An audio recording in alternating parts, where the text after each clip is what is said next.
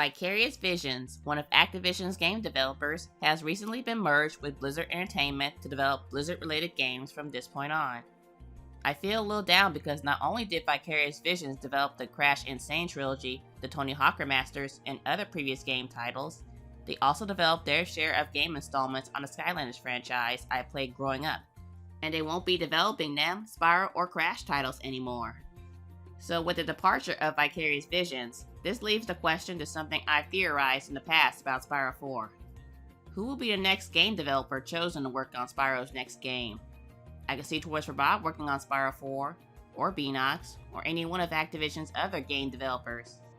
Toys for Bob is known for having developed the well-known successful Skylanders series, and later the Spyro Reignited trilogy and Crash 4 It's About Time, with several other game developers assisting them.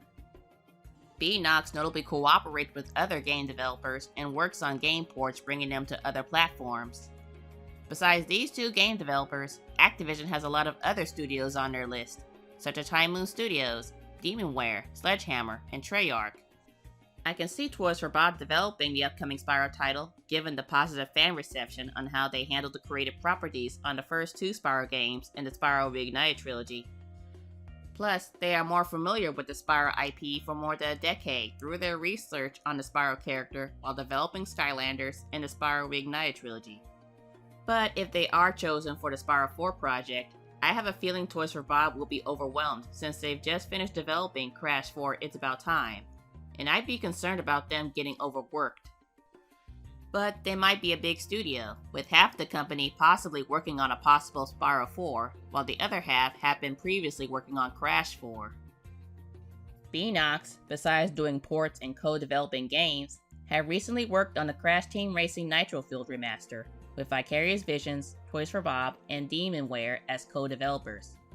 I could see Beanox having a go at Spyro, hopefully do research on the mechanics and feel of the original Spyro trilogy, or other classic Spyro games made after them.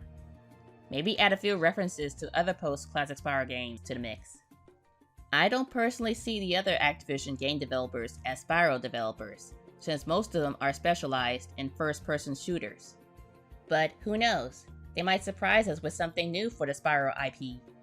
Whether it's Toys for Bob, Beanox, or other Activision developers making the next Spyro game, all we can do is hope they are given enough time and effort to develop this project. Thanks for tuning in, everyone. See you next time.